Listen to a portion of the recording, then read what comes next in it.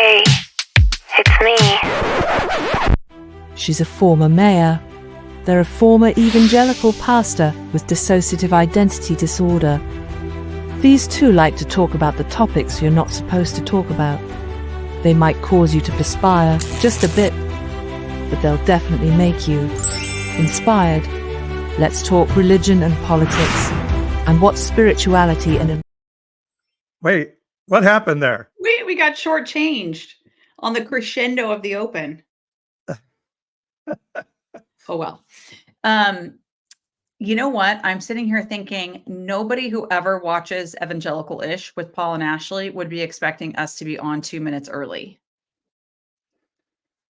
Okay, I'm hearing like everything we say is coming back to me like 10 seconds later. Okay. I think that might be a you thing because I'm okay. It might be a you thing. And I was so impressed that 5 folks are already jumping on live. Thank you so much for joining us and like apparently having technical difficulties. We'll be right back.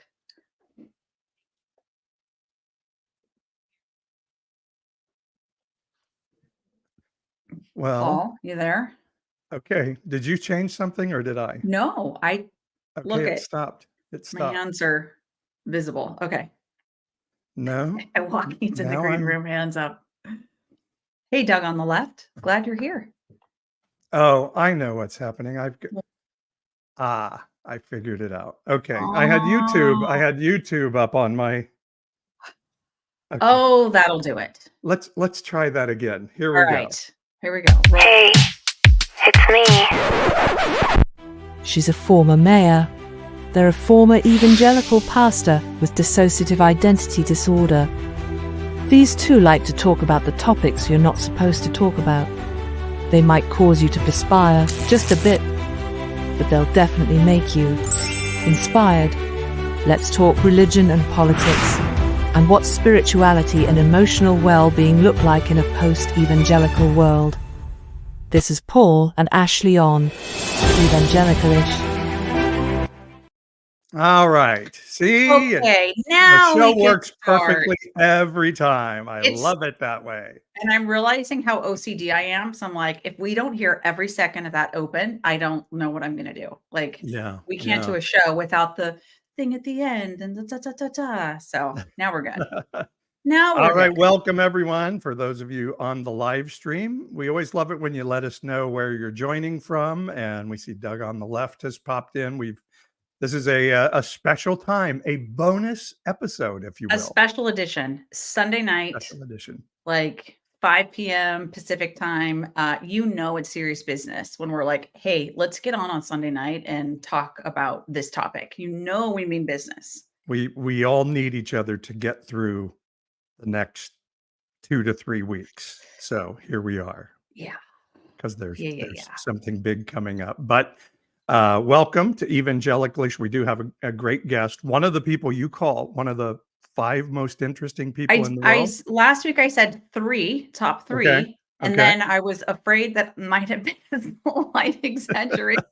So I changed it to 5, but still that's really high because I talked to a lot of interesting people. So I'll introduce Joaquin properly in just a moment. But yeah, I'm super excited. There are very few people that I'd want to talk to, like whatever we are 10 days before the election, than this person. This person has so much insight and just kind of absorbs all this stuff and then like represents it in a way that's very easy to follow and interesting. And I think folks are going to love hearing from Joaquin Alvarado.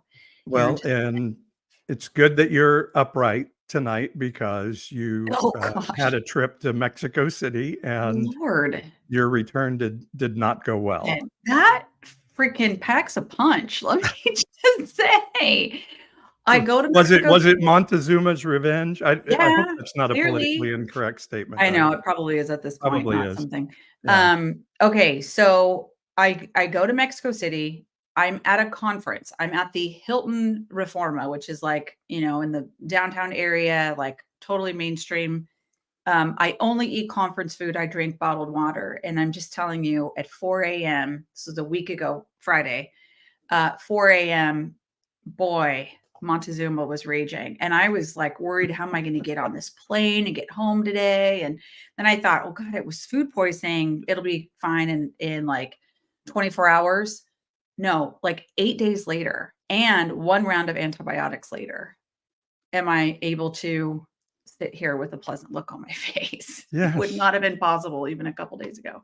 And then somehow I got sympathy Montezuma's revenge. You did, which I don't even think that's a thing. I don't know if it's a thing, but I got it. Somehow, like, yeah, because I mean, is Montezuma's revenge contagious? Don't you have to like ingest the thing? I would think so, but one Maybe I thing had I a do stomach know bug. is it's a good weight loss program. I know this is true. I was like half thinking I should just call my doctor and say I'm ready for my like every 2-year colonoscopy right now. Let's just book it because I don't want to. I've just basically prepped for 100 colonoscopies, but the problem is I'm totally current. I don't need one. So Wasn't there a thing like in the 90s where people were like getting Yeah. tapeworms Well, so they yeah. could lose weight? And we know from watching Real Housewives, hello, are we not all watching every cast? They do colonics and stuff like down in fancy Ah, areas like Southern California. yeesh. So the big thing for Okay. my week is I Yeah. ended up on the fundy side of social media and Wait, had for people who may not know, like me, because I only just heard this word. When you say fundy, you don't mean fun. You mean, fundy is short for fundamentalist. yeah. And every once in a while the algorithm hits and I get on the fundy side. And I had a video about talking about dealing with mental health issues. And all of a sudden, I just had tons of people showing up on my page saying, "You don't have mental health issues, you got a demon, and we need to Exactly. exercise the demon. Oh my And you're a God. false teacher, and you're going to hell." And so I've been dealing with that all week with really Golly. wonderful, loving Christian people. Honestly, I'd rather have Montezuma's revenge than be on the fundy side of Facebook for even 5 minutes. Yeah. Yeah, you were telling me about that earlier, and it was like, you're like, somehow I ended up on Christian Facebook. I'm like, is there a Christian Facebook that I don't know about? And you're like, no, I just mean the algorithm like took me into the like Alice in Wonderland of Christian fundamentalism. And I was like, Straight down the rabbit hole. Yeah. shit, Yeah. that is a dark hole. You do not want to go there. It is a dark, dark hole. But where we do want to go is talking to our guest.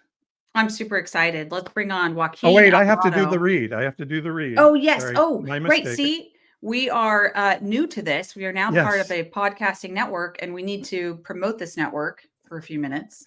The network, and then we promote individual shows in it. So tonight, Okay. I'm supposed to tell you or ask you, I guess, are you tired of mainstream religious podcasts that dodge the real questions?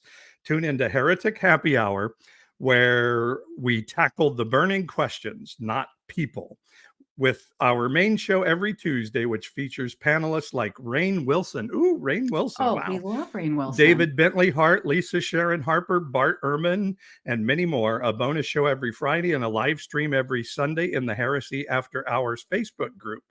We're here for all the faith seekers ready to challenge the status quo. So subscribe now wherever you get your podcast and join the conversation that's redefining faith. That's Heretic Happy Hour. You know, that actually sounds like a really good podcast. Like that is Yeah. legit. They are getting legit guests. But you know who they don't have listed on their guest Correct. list is Joaquin Alvarado. They do not. And we here at Ish will be the first to introduce Joaquin Alvarado to this world of deconstructed Christians that go on social media and the rabbit hole of deconstructed yes, Christian podcasting. And like lick our wounds from being called demon possessed by our friends and family at Thanksgiving. So yeah, Joaquin, that's a lot. Welcome. Yeah, hi. On that note, hello. On that How are you note, guys? we're good. And you're joining us, it looks like, because I'm on a lot of calls with Joaquin. So I think I know that you're joining us from your home in Oakland. This is Oakland, California. Yes, hello. And if you don't mind, and if it wouldn't embarrass you, I want to read your bio because I want folks to know the breadth and the depth that you're bringing to us today. Like, you know, it's kind of a big deal that Joaquin's with us. So everyone, Here we go. Joaquin is the founder of Studiotobe, which is a media production and consulting firm dedicated to journalism, storytelling, and community-based impact. Prior to Studiotobe, Joaquin served as CEO of the Center for Investigative Reporting until September 2017. That's when Joaquin and I met. Before joining the Center for Investigative Reporting, he was Senior Vice President for Digital Innovation at American Public Media and founding Senior Vice President for Diversity and Innovation at the Corporation for Public Broadcasting. He's also been a strategic consultant for many learning media companies and nonprofits, including Microsoft, Univision, NBC News, the Ford Foundation, the Bill and Melinda Gates Foundation, and the James B. McClatchy Foundation, all incredible organizations.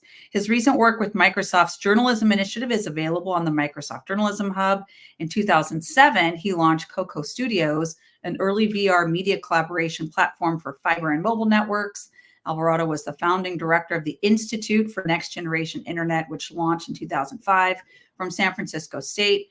He holds a bachelor's degree in Chicano Studies from UC Berkeley. I could ask you about my Montezuma's Revenge, and an MFA from the UCLA School of Theater, Film, and Television, which is just incredible. A veteran of many nonprofit boards, he currently serves on the boards of Consumer Reports, the James B. McClatchy Foundation, Rebuild Local News Coalition, Aurora Sentinel Community Media, and 826 National. He's the co-author of the 2-volume Contemporary Chicana and Chicano Art, which you can find at Bilingual Press 2002. Joaquin, thank you so much for joining us. Yeah, that was a lot to read. Thank you, Ashley. And thank you for keeping me in your top 5. I want to be in your top 5 forever if I can. Thank you. Yeah. And may I say, Oakland holds a special place in my heart for a lot of reasons, but not the least of which is it's one of 6 cities in California that will not prosecute for possession of mushrooms. And so I had my first psilocybin journey in Oakland. In Oakland? Well, Yeah. This is also many things I love about this city. And it's been many, many kinds of things over its history as a community. But it was the terminus of the transatlantic railroad. So it actually ended in Oakland. It didn't go across the bay on the water. Yeah, it ended in Oakland. So this connection between many different worlds, many different peoples, it has a special anchor point in Oakland. And we're also known for breaking new ground in many different respects, So a lot to be proud of in this place I call home. Yeah. Wonderful. Well, let's get down to it while you're here. We were talking about how we need each other for the next few weeks. We've got this election coming up, in case nobody's aware, and we just thought you would be a wonderful person to give some perspective. What should we be preparing for as election day and whatever is behind it comes? Is it going to be a complete meltdown as a society? Do we need to get ready to move out of the country? Is civil war at hand, or are we overreacting? What's your, from what you know and all your ties to journalism, what do you see coming up?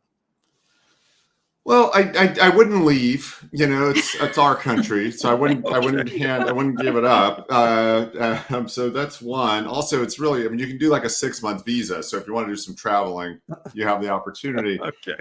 I've been trying to think about what perspective is most helpful to me, honestly, because there's obviously an enormous amount of stress, and there's a lot of pressure. People are under a lot of pressure right now, and there's an enormous amount of advertising also, right? And as we know, advertising works, and it really works in a social media context, where it operates on rules that are not as regulated as just on traditional broadcast or cable, right? So we have really bizarre chemistry, in our consumption of media and messages in this country right now. And we know that the Russians are adding to that, and the Chinese. Well, anybody can buy in. It's like this is an open marketplace. Whoever wants to influence our election can just start buying ads. Like it's not hard to get a piece of the action. So on the one hand, I'm like, this feels really rough, and there's a lot at stake. And then I also try to think about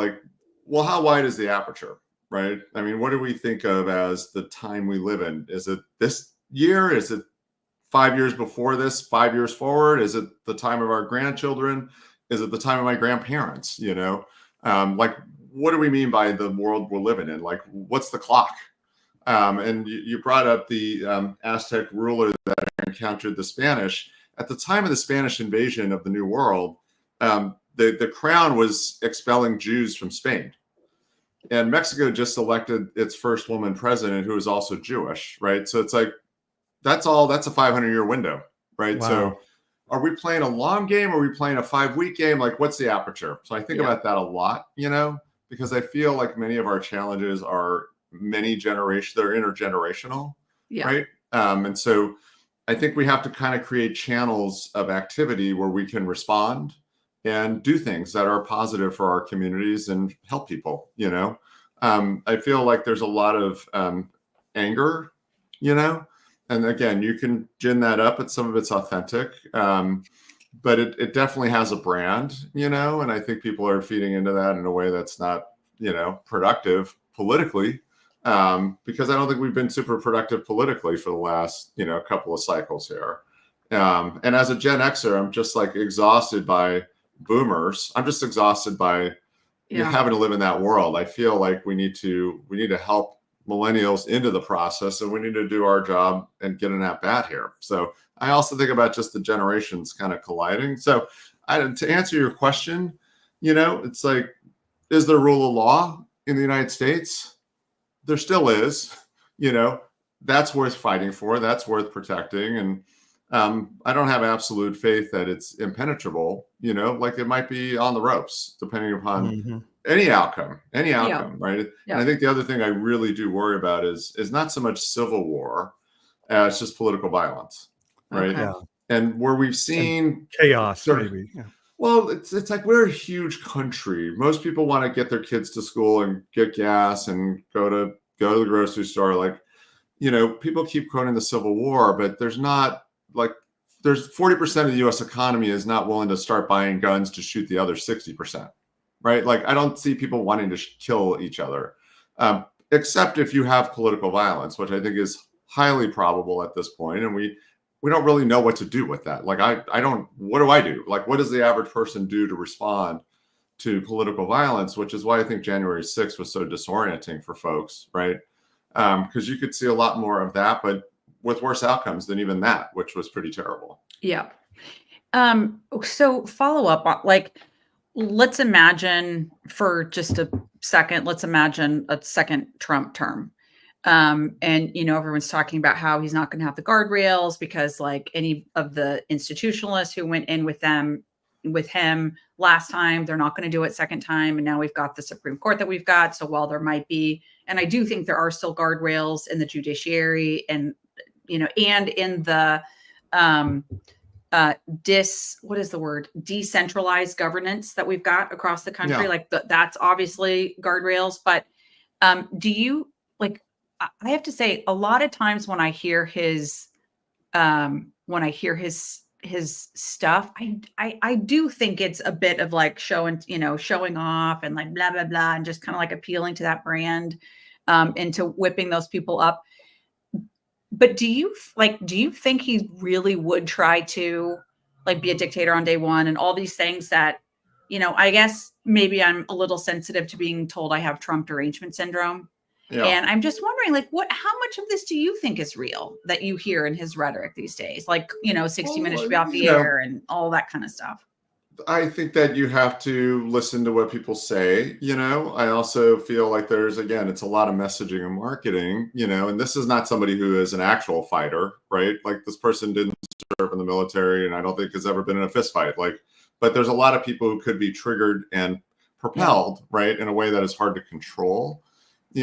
Could you reseed, this enormous bureaucracy called the federal government with loyalists? Sure, that could happen. And if you look at, governments that have been more autocratic, that's exactly what happens, right? That's how you sort of manage favors. But, the U.S. democracy requires constant vigilance, and it has always been imperfect, right? So I think that what we're ignoring is that there are, hundreds of millions of us who want to live in a free civil society, right? And I could pinch my nose and have somebody in the White House that I don't agree with politically and wait my turn 4 years from now, I'll vote for somebody else. I think most of us don't want to live in chaos, right? Yeah. As much as Yeah. it's tempting to take the bait on that.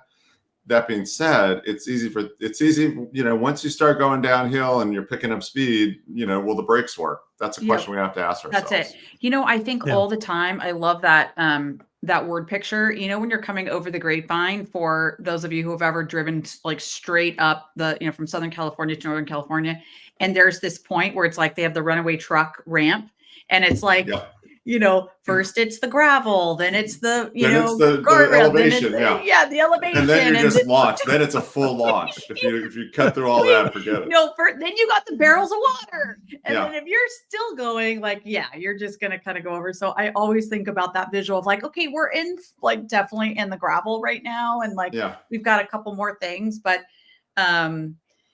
just thinking about. We need to throw a few more trash cans in the way. And, that's it. That's it. Yeah. Okay. Well, it's also but you have to the thing is, it might be too late by the time you get to the gravel pit, because other things are going to go wrong, right? It's not just your brakes, your steering, right?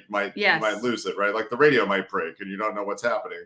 So I think we have to not catastrophize, right? And again, we got to wake up the day after the election. What's the 48 hours after the election?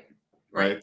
Yeah. What's the 12 weeks between the election and a new administration? Yes. And there's a lot of variables out here that I think that certain forces win if they narrow down what we are trying to consider here, right? We're worried about everything, but what do we really need to consider? Yes. Right. Will there be enough, whoever wins, will there be enough infrastructure in terms of police and National Guard in DC on Inauguration Day, right? On the certification day, right? Whoever wins, I'm saying this, whoever wins, right? You could have some violence break out at various state houses, given the sort of ratcheting up, right, of the rhetoric around, voting in many states. You also have a lot of disenfranchised voters out there who are under enormous restrictions and just trying to exercise their rights, so it's there's a lot to try to pay attention to, right? Right. And I feel it's we need to put the country into a really good emergency hospital setting. You need lots of specialists, lots of nurses. You need the security guard at the waiting room. You need toilet paper in the bathroom for the family. You need a lot. A lot needs to get dealt with. Yeah. So I think wherever people can come in and take their piece of it, now's the time. Go ahead. Ash. Well, I was going to say, sorry, real quick, and I know, I'm dominating the time here, but get in there. Last show or the show before, I can't remember. We brought up John Delaney, Horse in the Hospital. So if you haven't seen that bit, that's exactly when you describe the everyone get ready for triage, and then also watch John Delaney's comedic bit on Horse in the Hospital. It's so dead on. But two follow-up questions, and then I'll stop, Paul, and you jump in. But so when you think about, because I think a lot about this, sort of who's standing which posts, who is in charge of what, again, decentralized everything. I imagine at the, whatever, it's DNC or, the Harris campaign, there is a person that is in charge of making sure every lawyer that can possibly be enlisted to protect the, local various swing state elections, those folks in the hundreds, if not thousands, they're ready right now, or they're getting ready right now. Yeah. You can imagine the political side of it, but who is centralized that is thinking about safety? I guess it's governors and, town administrators are thinking about local law enforcement and National Guard kinds of decisions, right? Well, sheriffs are having to arrest people right now who are taking shots. Somebody was arrested, I think, yesterday, who had been attempting violence in Phoenix, or in suburban Phoenix metro area, right, against a polling place or one of the DNC offices, right? You've got a layer of unstable people who will get triggered into doing, violence or attempting violence. That's one piece. Then we've got, how do you manage a mob? If it shows up in your town, what's the responsibility of free people if a mob tries to take over their government? What do you do then? Yeah. But then I like your layout here, Ashley. It's where are the lawyers, right?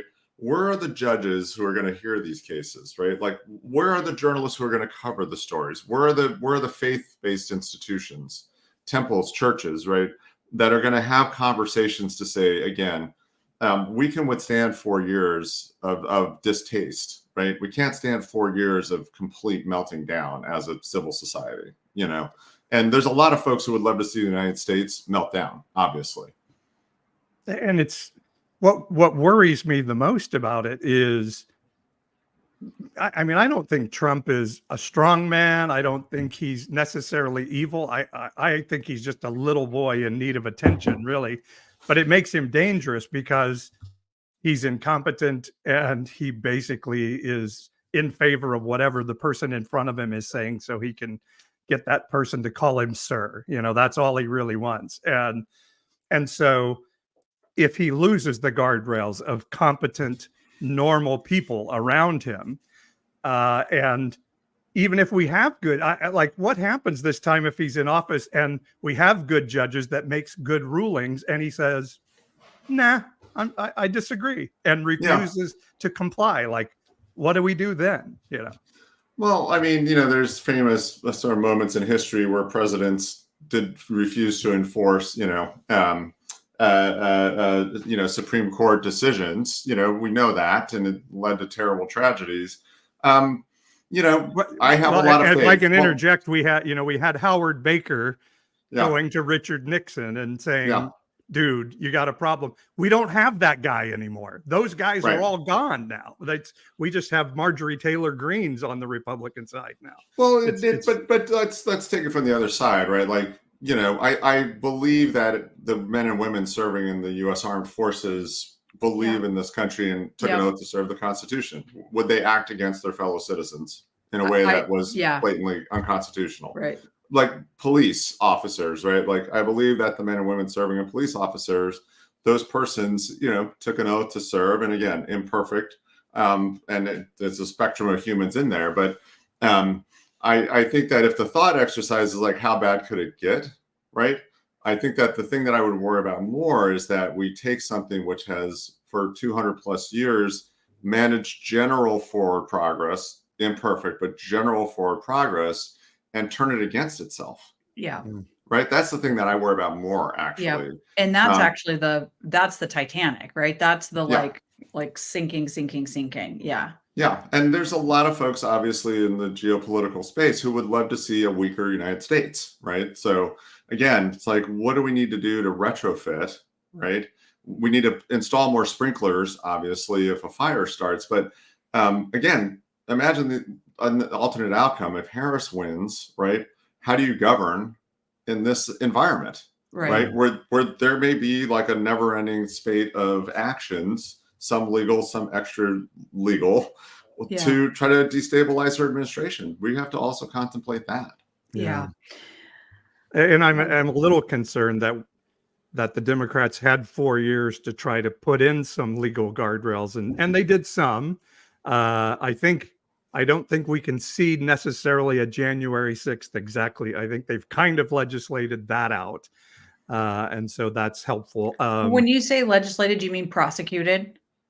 No, they actually changed the law. So specifically now the vice president cannot legally say, no, I don't accept the certification. Yeah. Okay. And what else did they change? Before, you had to have one senator and one congressional representative to dispute a state's certification. Now it takes a lot more. I don't remember how many they put in. It's going to take like 20 of each or something like that. So they did change that process to make it highly more ceremonial. We would hope we're not there. And again, there is a scenario where we're not, right? Like, one could win. The majority of people on the other side could decide, I'm kind of exhausted. I'm not going to like feed this fire anymore. Let's just move on, right? Like, at some point the hangover kicks in and you're like, enough, you know? So I don't know what the odds of that are, but that's another piece of this too, right? Is that at some point people might get exhausted enough to be like, I just don't want to hear this stuff anymore. It's been going on for we're like in year 10 of this same cycle. Right. I see Kevin Bacon from Animal House, if you've ever seen that, when he all is well, all is well, as everybody, as the parade runs. Well, and I'm like, come on, let's give the 40-year-old a chance to do something with the place. Okay, it's like, enough already. Like, let's get some new people moved in and see what they do with it. Let's talk about the role of journalism. And Yeah. I'm just curious, like, imagine that you were the, I don't know, news director or assignment editor for like the New York Times. How would you be covering where we are right now? I'm sure you see everything that's going on out there and all of that. Like, is there a story angles that you think the national press is missing? Well, I think, yeah, there was an op-ed in the Times today that argued, the disproportionality of young women supporting Harris is actually a much bigger story than young men supporting Trump. Right? Interesting. Like, Okay. it's just orders of magnitude more extreme in terms of Wow. how it weighs, Uh-huh. And we have seen certain things like a decline in community colleges, for example, in California, a decline of male enrollment, right? And so something's going on here, right? Again, who's best to solve this problem, right? The administration of the K-12 school districts that feed into the community college in your part of the state, or somebody in the White House? Honestly, it's like, Yeah. I almost feel like we've trained ourselves, and this goes back to the Cold War, where like the country stood against communism, right? We're in a nuclear stalemate. And so everything channeled through the White House, right? Like everything was in DC. And really, it's like we have to take more responsibility for what the hell's going on, honestly. So I'd love to see journalists really focus in on who fights the hardest to participate in the process, right? Who is the most rigorous debater, right? Who is going to, again, if you're the senator, whoever wins in Texas, right? You have millions of people who didn't vote for you. Show me something. What are you going to do for the people who didn't vote for you, right? And I'm almost dying for somebody to show up. And I think this is going to be generational, right? Because we're too trained up in Gen X. We look north to the boomers. I want somebody who just doesn't believe this is the way it needs to be. Honestly, just doesn't believe it has to be this way. Starts telling a different story. And that story can win. It might take another generation for it to win, but a new narrative will win. Oh, So that's you'd be interesting. interested in like trying to find that thread now. Like Give me it's those got to be people. out there somewhere. Yeah. Yeah, give me those people right Yeah. now. Okay. And if something really terrible happens, those are also the people who are going to hold the line in each community, right? It's like I want to find the religious leaders who refuse to let their congregations fracture, right? We've had whole churches splitting, right? Like look at the Methodists. So I want to hear from leaders who say, however extreme and polarized we may be, right? It's like our job is to find a way to keep these connective tissues, because if we don't, we know what happens. Like things fall apart. And part of that is a shared space of information. And I know this is what you've been working on diligently for Well, and I'm like, the let's past not few give this years. up, guys. I mean, the United States invented the First Amendment, right? Do you like Right. religious freedom? Do you like the free press? Do you like the ability to say what you want? It's like we are unique on the planet for having invented that and sticking them all together, right? So I don't come from a religious background at all. I grew up totally secular, but I would love to have folks in the religious community and folks in the creative community and journalists see each other as necessary allies, right? Because the first thing, I worry less about the Second Amendment. Nobody's coming to get all the guns out of the United States. Right. Give me a break. Who would do it? But worry about the First Amendment, right? Because that's the one where you could start to kind of dilute it. You could start to peel it away, right? And this thing that has been the one enabling factor, I think, for our, again, democracy to kind of move in a forward direction, that's not guaranteed. Okay. Like that's not guaranteed behaviorally. Like that could get diluted rather quickly. How do you think journalism has operated in this election season? And maybe particularly when we think about the use of sort of niche media with, Trump going on these sort of right-wing bro incel podcast, or, Joe Rogan, and Harris has, going on the barbershop podcast the other day and call her daddy. And how has journalism worked to help inform the public? I mean, listen, we're a nutty, humongous country, okay? This is like goes back to freedom of expression. If you want to listen to a 3-hour interview with somebody, knock yourself out. Like you should have the right to do that. I think that working journalists, right, who are paid to cover issues and have an editor, right, who's going to hold them accountable, right? Like a lot of people don't realize there are libel laws, right? You can get sued if you like misrepresent something as a journalist. You have to have insurance, right, for your newsroom or yourself. So there's a great freedom in the US to say you can't certify a journalist. The Supreme Court said anybody can say they're a journalist if they're doing journalism. Again, that's a First Amendment protection. But you then have a responsibility to do journalism. So I do feel like there's been very strong local coverage about the impact of the economy, right? The impact of immigration. Like there's actually great local coverage about what's happening in immigration. It's not the story we're hearing nationally, right? I've been part of saving a local paper in Aurora, Colorado, the Aurora Sentinel, which is now community nonprofit owned. They had the story from day one that the whole narrative around the Venezuelan gang taking over those apartment buildings was actually not true, and it was fed to some media by the landlord, right, who didn't want to fix up his buildings. Right. This is like a bum landlord situation, right? And then it got out of hand, and then you had the conservative mayor, right, and conservative city council person who was fanning the flames originally, trying to pull it back because it did not represent the amazing community of Aurora, where, by the way, like immigrants start businesses in Aurora. They start businesses, they create jobs, okay? And the vast majority of them are doing it legally and in a safe civil way. Like it was the exact opposite of who that community actually is. And the local paper had that story from the jump. How did the local paper, like, would you say that over that cycle, were they like in it, like pushing the accurate reporting? Did they end up holding that mayor accountable? Like, we were the reporters in the city council meetings reporting on it and reporting on the lives of, like, we actually talked to people who lived in these facilities, in these buildings. They said the gangs aren't the problem. The problem is nothing gets fixed here. Yeah. Right. The problem is this is basically not a safe place to live because of the environment. Not the gang wasn't the issue. Yep. And that did eventually surface. I mean, we heard about it national news. So like that frontline local and it tells reporter. the story though. This is where at some point we've seen people can just disconnect from the reality, right? And this is where journalists can't solve for somebody who doesn't believe in the possibility of a fact, right? Who refuses to understand verifiable information as a concept, right?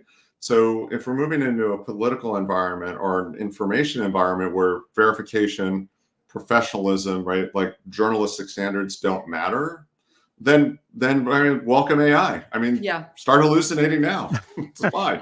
Because I deal with people on a regular basis who believe Haitians are eating cats in Springfield, Ohio, who believe Joe Biden never talked to the governor of Georgia, despite the Republican governor of Georgia saying he did. And that Democrats started, created the hurricane. You know, I mean. But Paul, let me ask it differently, right? Like if and again, I grew up totally secular, but if you were in a Christian, faith, if you were in a church and you started making up parts of the Bible, somebody would call you out on it, right? Theoretically, yes. You're just like, hey, what about this part of the Bible where this happened? You're like, that's not in the Bible. Like, sorry, maybe not a good example. Not necessarily, because people believe some pretty crazy stuff. But let's pick another faith tradition, and then maybe that different faith. I'm just saying, like, it's like there's a breadcrumb trail here. Okay, like just like you can actually like, it's not that hard to ask a reporter how they did a story. They would love to tell you. And we were talking about this the other day on the podcast here, like, call your county elections office and ask, how do you verify that the vote is legit? Or call your local school. Call your local school and say, do you have any kids using kitty litters in their classroom?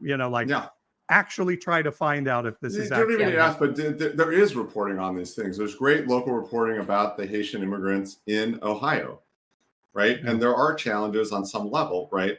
But they're opening shops. They are renting houses that were unrented. Like, they are starting to refuel that economy in a way that it has been covered by local media. By the way, one more thing, Ashley, that I wish one reporter, when Donald Trump says, Republican, Democrat, they all wanted Roe v. Wade to be overturned and sent back to the states. Would somebody, just one journalist, say, name one of those Democratic lawyers that wanted Roe v. Wade overturned? Can you tell us one Yeah. the name It's of like one follow-up question. Yeah, Yeah. just on that. just Yeah. give us a name of one, or give us the name of 5 good attorneys that told you they wanted this overturned, because I can't find any Democratic lawyers who say that. Give us the name. But when you're already going in that direction and you don't feel the need to stay rooted in what we can know as of facts, right? Right. And again, a form of journalism invented by the United States, fundamental to our ability to make forward progress, right? If you're going in that direction, it's all about raising the stakes, right? You have to constantly raise the stakes. And this is a playbook that goes back to the McCarthy era. It's like you never apologize, you always escalate, right? Yeah. It's very simple, which is Yeah. why it's getting more extreme the closer we're getting to the election. Yeah. But it was just a little bit fun to see that great journalist Joe Rogan at least say to Trump, "So when are you going to bring all this stuff out? You know, all this stuff that happened. When are you going to bring?" And it stopped Trump in his tracks. He was like, he had no answer for it. Yeah, So at least there was that. And then Rogan said a whole bunch of shit that wasn't true. But at I walk least around that the one corner moment- this morning. It's Sunday morning. It's our, kind of like in our household, we try to have, a little bit of like quiet and sort of our Sunday morning, whatever, spiritual our practice. own version of church. Our own yeah. version of it. We're going to have our coffee. We're going to like be contemplative, whatever. I walk around the corner and Paul's got Joe Rogan like blaring in his office. Plus he's like watching, he's like watching videos on his phone and he's got Rogan over here. And I'm like, what is happening right here? Yeah. He's like, Juxtaposition. yeah. But, I mean, just a like little snippet of the difference between needing to win something in the court of public opinion where, you can kind of say anything, First Amendment, and then versus in a courtroom. When I served in local government, probably 90% of the like big issues that we needed to get decided for that forward progress that you're talking about happened in our council chambers. So that was the world of, given the vote, 4 or 5 of 7 people at any given time needed to agree on a thing. And you knew how to maneuver those people. And it was like conservative talk media for some people and, Latina press for this. I mean, you just, you're constantly trying to like make these folks for a minute be influenced in a manner where they'll agree with what you're trying to say. So 90% of the time, that's what we were doing. And definitely the case that like facts were certainly not being considered. We tried to inject that quite a bit and we had a pretty good legislative body. So I'm going to say overall, I think, like we were able to do that. 10% of the time we had some very big issues that were resolved by judges. Mm-hmm. And do you know, it was like heaven on earth when we had to be in a courtroom versus in our council chambers, because you could make the case and facts mattered and you just could pound like this. And I'm telling you, the difference between, objective, rational, evidence-based decision-making versus trying to spin and maneuver people to like get their constituents to be okay for a second. So think about it was night and day difference. And it's exhausting. And it's just like, if our communities, our neighborhoods that, represent these council members or like hold these council members accountable, if they're not caring about this kind of stuff, then those council members certainly aren't going to. Well, it's easy to like give that power up, right? The power to do analysis, form an argument, go advocate, compromise, get your win, right? Sometimes you can be totally right. Like I'm picking this and this is the winner. Other times it's like, let me get 50% of mine and 50% of yours, right? This is how we live in a civil society. But data driven, let me just like bring up something that we're on the cusp of, right? It's like our grandchildren will live in a world that is dominated by machine learning and artificial intelligence, right? Think about the number of functions today that anybody like us or anybody listening to this did, which were tracked, right? By your phone, by your networks, by all of the security apparatus in any community in the United States. Like, think about all the commerce that you've done on Amazon. Think about what it knows about. Think about what Amazon knows about you. Yeah. Right. Now add And 10 TikTok. years. Add 10 years. Yeah. Right. Add social media. Right. So if we're comfortable letting go of the facts, there's something that is happy to be the one providing all the facts because it's watching us every single day. Right. Yeah. And again, it's like, what's the aperture? Are we worried about the next 10 weeks? Are we worried about the next 10 years? Are we worried about 100 years? Yeah. Right? Like, what are we responsible for right now? And how do we make the best decisions right now? So we have about 8 more minutes, maybe a little bit more, and I have like 2 questions, and I think one would easily fill the time, but I'm gonna just say like, let's cram these 2 in. Okay. We're gonna get So, two for okay, one. one is a little like, I don't know, fantastical, but like I can't imagine a Joaquin Alvarado conversation without at least Please one give it to moment. me. So I can't remember. One time you said to me, and I'm taking you back to your Center for Investigative Reporting days, right? When you were probably, who knows what all you were hearing or seeing or people were giving you information on and all of that. You said something like Vladimir Putin has like every dirty deed on every member of Congress, like whatever that any person of influence has done, they've got it. Can you say a little bit more about that? Like, what's going on with that? Well, I would zoom out even further, right? If you think about what is available, right, online about you, not even on the dark web, right? Yeah. So that's one layer. Then think about all the things that have been hacked and stolen, which is many things. Like how many times have you gotten an alert? Your account's been compromised. Like everybody's social security number out the window, ransomware, right? All of this. So I wouldn't even focus on one leader. Anybody who's got resources can pretty much, in my opinion, pay to get access to many things. And there are lots of technologies. If you, again, read journalism, lots of technologies available that governments do pay for to spy on journalists, for example. Like lots of reporting on this. And I'm not going to say what they are for obvious reasons. But like the idea that somehow, right, you're living in this clean environment, right, where nothing is ever going to, like, it's an absurdity. In fact, the opposite is true.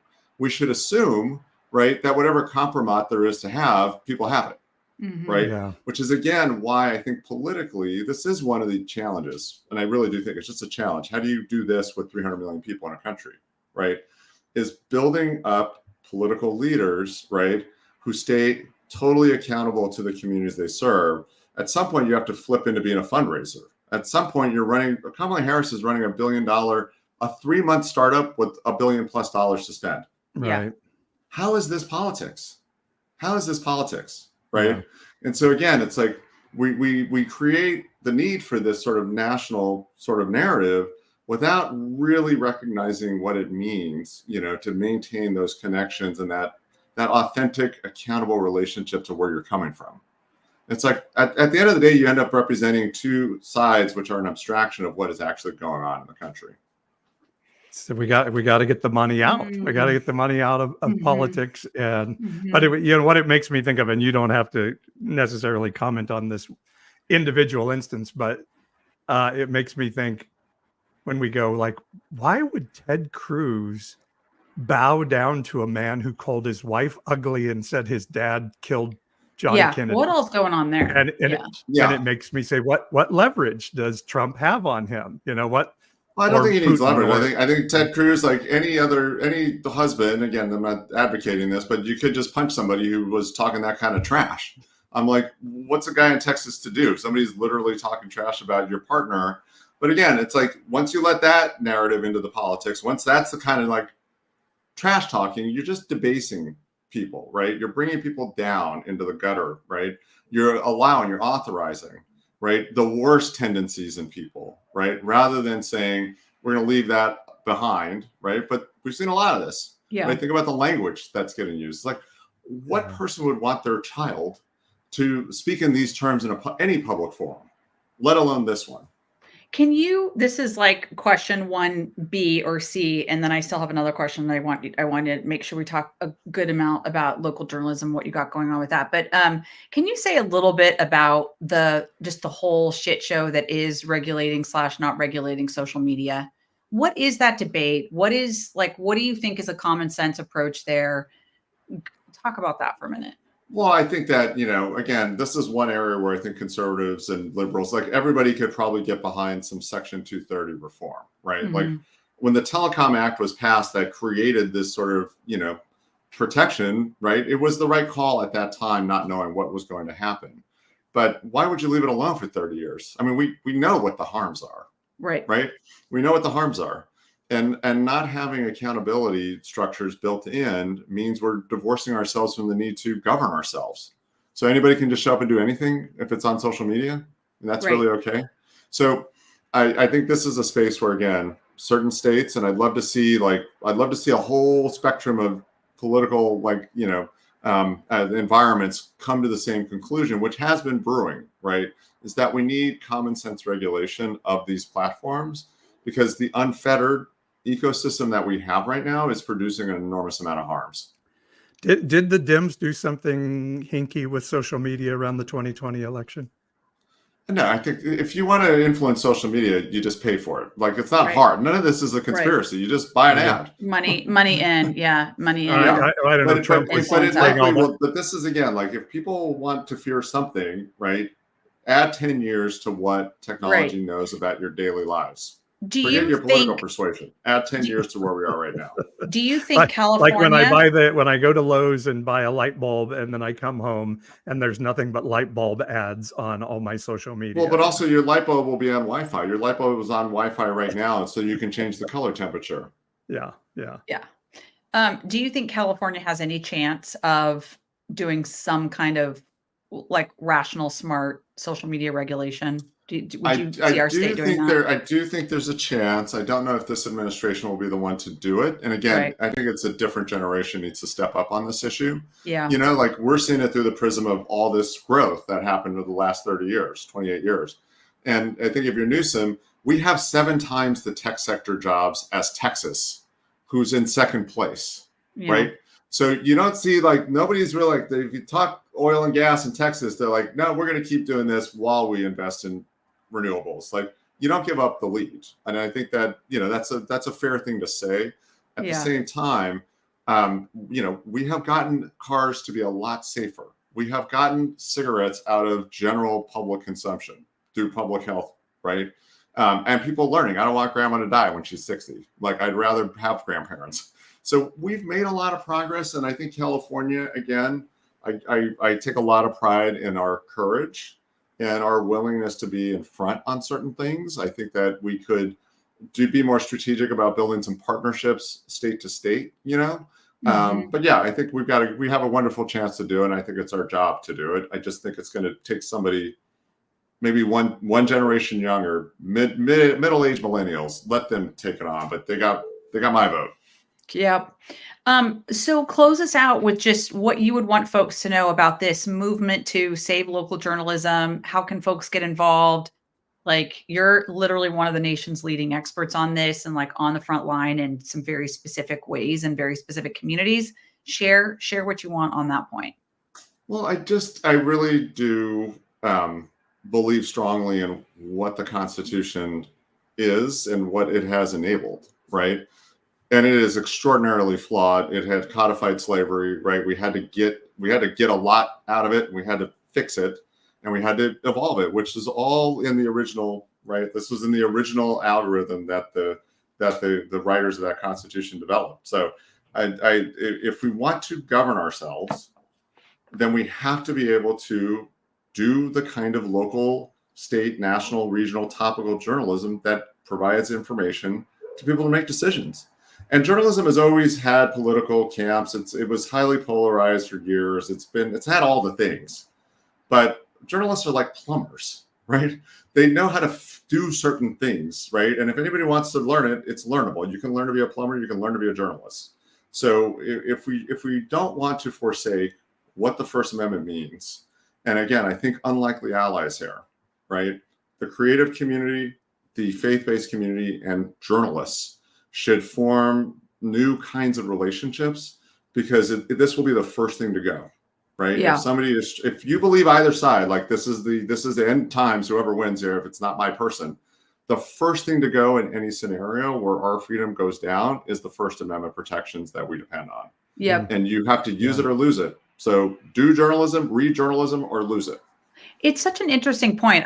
You're the first and only person I have heard make that point, which is there are all these people out there who are so concerned about their religious freedom and their ability to say whatever they want on a Sunday morning or a Saturday night or whatever. And the what gives them protection is the same protection that gives us freedom of the press, and like religion and press. That is not freedom of something most expression. people. Yes. It's such a powerful point. I hope people will pick up on that. And, Well, and lots of communities have been persecuted in the United States, right? And they have had to do many things to protect themselves, right? It goes back to that First Amendment. Again, I think the Second Amendment, who's touching that? Come on. Right. Nobody's going to get all the guns out of the U.S. It's not going to happen. But the First Amendment, this is what I actually feel is most at risk. Yeah. You really don't believe in the freedoms of the American Constitution if you're not willing to fight for somebody who disagrees with you to be able to say That's absolutely right. what they want to say. Yeah. Yeah. Yes. In public forums, around each other in legislative bodies. Yeah. It's like, hey, the gamble is that we can actually do this, right? But anybody who tries to dissuade us from the validity of this model, from the power of this model, doesn't want to hear it, doesn't want the debate.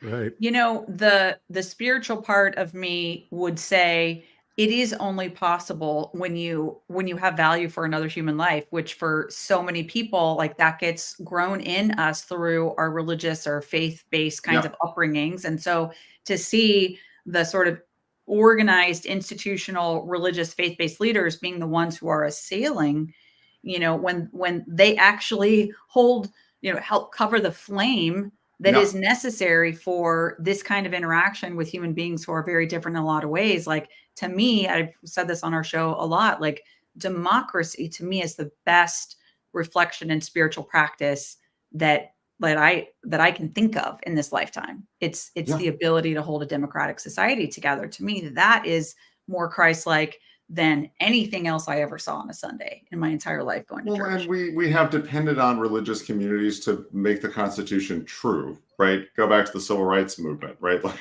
it's taken, this has been a force for good in so many respects. And the day's coming again. I'm sorry. It's like the phone's going to ring. It's like time to step up.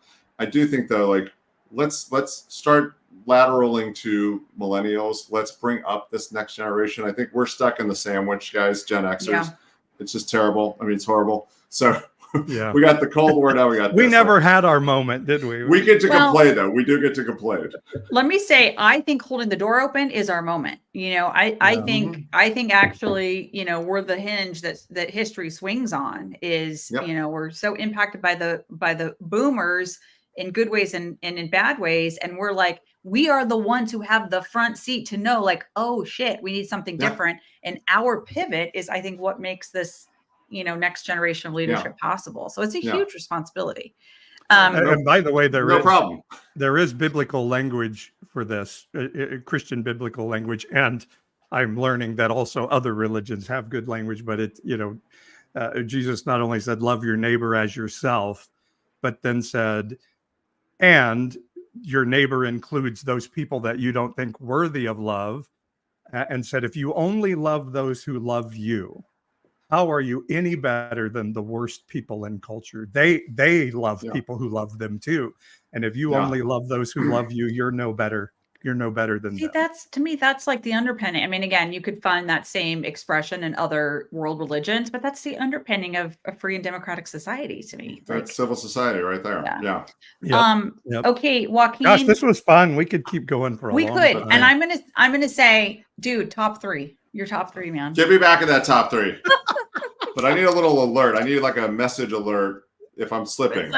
You're moving up in the rankings after this. After this, definitely top 3, and so grateful. And like the other 2 are like not people that I could like text and be like, "Hey, can you come on our show?" Like, I have had one conversation with Barack Obama. I'm thinking he's not coming on ish. But Joaquin keep it going though. Just keep going. Forward motion. I like it. I love it. And you've made me think like, okay, those of us who can keep our heads over the next months must keep our heads over the next month. Yes. I couldn't agree more. Thank you, guys. Thank you. And for folks who may want to get in touch with Joaquin, he has let us know we can share his email address. So it's Joaquin at studiotobe.com. We can put that in the show notes. Joaquin at studiotobe. And that's Studio TOBE. Yes. Is it TOO or T? It's just TO. TOB, to be or not to be, Paul. Yeah. Okay. Yeah. Studio TOBE. That is one of the questions, at least. Okay. Thank you, guys. We'll see you, Joaquin. Thank you. All right. Yeah, that was interesting. I'm encouraged by that. And well, maybe I have something I planned for what's on my mind, but I will just say I was listening to a through line from NPR podcast today, and they were talking about how we've had attempts at voter suppression in the past that sound very similar to what we might see here in the next couple of weeks. And sometimes it's discouraging to think we're still there, but it's also encouraging to think we've survived this before. Yeah. And maybe with diligence, we can't depend on what has happened in the past, but we can see that with diligence, we can survive it again. I totally agree. I feel encouraged. I take courage from hearing about the nastiness of 100 years ago. That's why I Rachel Maddow's like prequel and prequel and what are her podcasts? Oh, anyway, what's it called? Yeah, well, It's not Slow Burn. No, but that's a good one. just basically her content, looking back, like deep dives in American history, is like very, very encouraging to me to know. Like these are threads. I don't know if I wanted to be really optimistic, I would say like, hey, these kinds of roots were in place a long time ago. It always goes back to racism of some sort. So it's anti-Semitism. It's anti-Black. The roots, things get surfaced. There's some kind of, community response. At least this has been our history. They go underground. And here we are having this great reveal, which some say that's what apocalypse means. The great reveal is like, whoa, there's a lot of this stuff still here festering. Now is our chance to know about it and resolve, maybe, I don't know, hopefully resolve these deep-rooted tendencies in our country.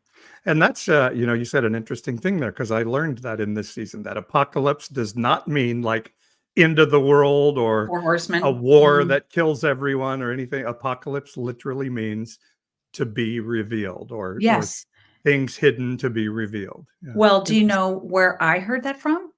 Where? You. Yeah. And I heard it from my friend Bob. So I'm quoting you, and now you're quoting me, quoting you. Yeah. You're quoting Bob from Bakersfield. So there we go. All right. I know you're what's on your mind. What's on my mind is like a spiritual one, right? It is today. Yes. All right. So I'll let you finish us on a big note. Mine's a little bit lighter. Mine is what I think is the most underrated TV series of all time. It's called Freaks and Geeks. And I mean, look at this picture. The careers that were launched by this series. I don't know if there's ever been a series that launched. So this is like the main character up front, right behind the word freaks. Do you recognize that young? Yes, of course. She's in the Christina Applegate show, Dead to Me. Dead to Me. On Apple TV. We love that. Linda Cardellini. She was in Mad Men. She was in Dead to Me. She's been in a lot of things. Behind her is James Franco, Seth Rogen, and then Jason Segel, who love those guys. He was in How I Met Your Mother, which is another one of my favorites, and of course he's in Shrinking, which is a series we're enjoying now. So it was just such a great series. It launched all these. It had these amazing, and I could go on if you look. Shia LaBeouf was in the show. There was just a litany. What's her name? Rashida Jones was in it. And it just launched some amazing careers. And it was just so well done. And it was just a really great series. And it ended after, I think, 3 seasons. And people were so angry that it was taken off the air. But it was back when we only had 3 networks and all of that. But if you're looking for something to watch, do yourself a favor, watch Freaks and Geeks, and just know when you're just really falling in love with it, it's over, because they ended it far too soon. I'm impressed that you literally had a visual aid for your What's on My Mind this week. So you're like, really, this is really on your mind, because you like went to the trouble to like get that and have it ready to go. Well, because I know how my mind works and I know how yours works. And I was going to mention these actors' names. And I wasn't going to be able to tell you who they are. Yeah. And you were going to be saying who's that. So I figure if I gave you the picture, that would help. You do know me. Okay. So are you rewatching it right now? Is that why? No, I was thinking about it the other day, and I just love that series, and Okay. I want people to know about it. Fun. Okay, that was right around the same time when Fred, what's his name? That young guy had the like after years or whatever, Wonder the Years. Wonder No, Years. I think Because this those came. shows remind me of each other. I think this was later than Wonder Years. If Okay. maybe not, but I believe so. I believe it was later than Wonder Got Years. it. Fred Savage. I also love Fred Red Savage. Savage, yeah, Yeah. Okay, and so Winnie. and Winnie. Aw. What's on my mind is I picked up this book. I probably talked about it on the show before, but I picked it up again this weekend and started reading where I left off, and it was like so moving to me. It's called Wisdom Jesus, by Dr. Cynthia Borgeault, Wisdom Jesus. She is a contemporary of Richard Rohr's. In fact, I think she is like on the same, like in the same place, I guess, in New Mexico that he is. I don't know.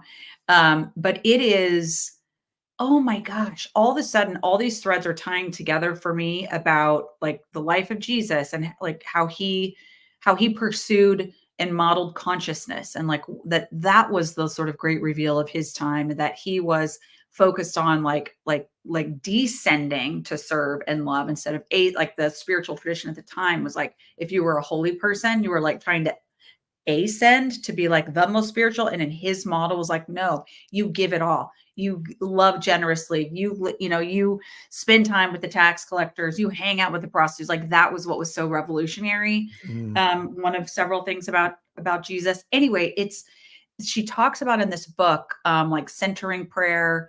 It's just a beautiful blend of like liturgical sort of Eastern Christian, and then stuff that I learned growing up as like a good Baptist kid. And I'm telling you, it's like a spiritual awakening for me, coupled with the other things I've been reading and exploring. So I'm going to just say that's on my mind, and I've loved reading it these last couple days. Oh, that's beautiful. And so last week, what was on your mind was a different book. So maybe people are wondering how does your reading process work when you were Wait, reading the Yogi Berra book last week? So. Not the Yogi Berra book,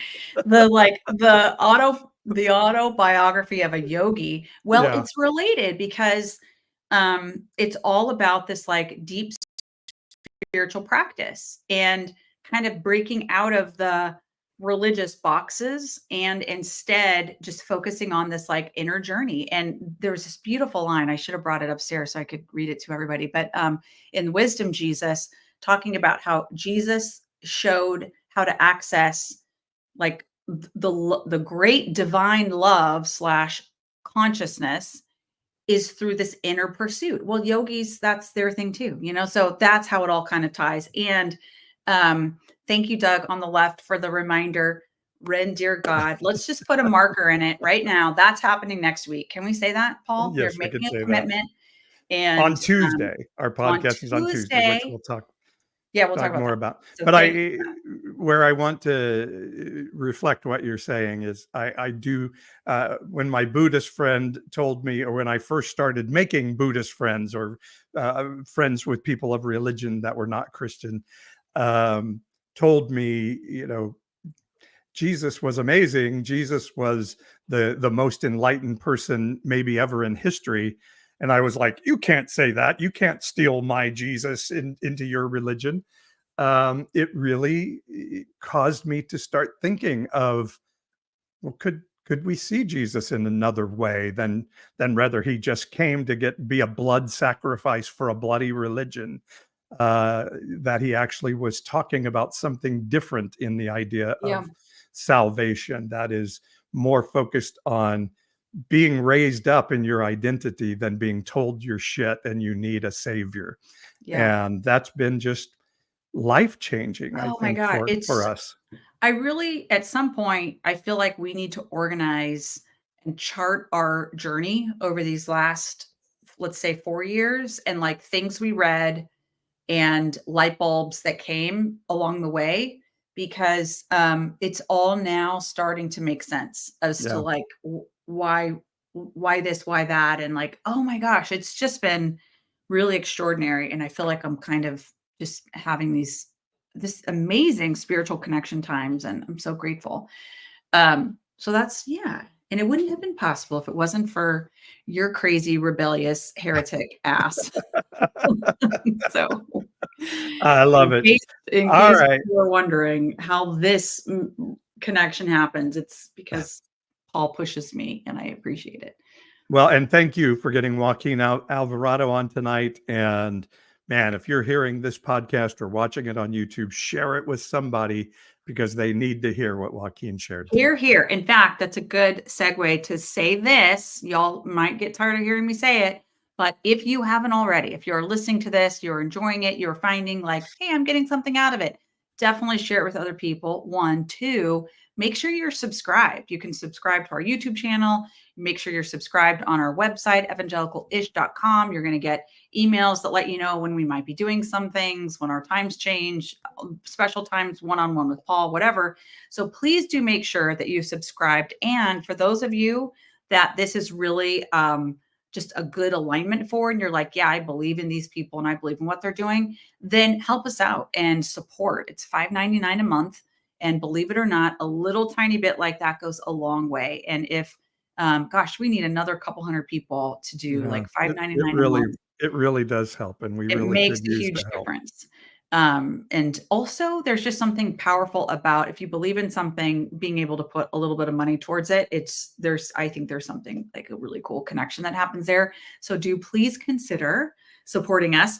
Let's talk about what's coming up on We're on Tuesday. Tuesday. We're live streaming Tuesday this week, not Wednesday. Tuesday at And 6 p.m. Pacific. there's a good reason why we're going Tuesday, not Wednesday. I'll talk about it in a second, but I want to just pull a thread that Joaquin, when I asked him, if you were covering this election right now, like what would you be putting more reporters on? What's the story that you don't feel like is being told? And he said, the role of young women in this election is by far order of magnitude more of an impact than the role of men supporting Trump. Next week on Tuesday, we have a chance to talk to a person named Liz Erickson. She's with an organization called Supermajority, which is a nonprofit that focuses specifically on connecting with marginalized women, those that are not actively voting or participating in their community, and working with those women to make sure they are showing up so that the presence and the perspective of women is showing up in places of power all across the country. They have a C4 arm that's also involved in the campaign. Liz is on the nonprofit 501c3 side of things. And we're going to hear a bunch of cool stuff from Liz, like from the trenches, the front line of what's going on and working with women across the country in this election season. So that is so exciting. Tuesday at 6. Nice. Yeah. And Wednesday night. So Wednesday night, the reason why we are not going to be on Wednesday night is because there's a really cool event that's happening in our community of Fresno. If you're anywhere in the Central Valley, this might be something that you're interested in. A very famous, nationally famous Pulitzer Prize winning journalist, Maria Hinojosa, who's on NPR. You can hear her show. I think it's called Latino USA. I think it's on weekly. She's joining us in Fresno for a public event at the Tower Theater. It's at 6 p.m. You can learn more by going to Central Valley CF, as in communityfoundation.org. You can sign up. I think there might still be a few tickets left. So Paul and I will be there and listening to Maria Hinojosa on Wednesday of next week. All right. Thanks, everybody, for hanging out with us tonight. And to all of you listening on the audio pod, we will see you all the next time we're together on Evangelicalish.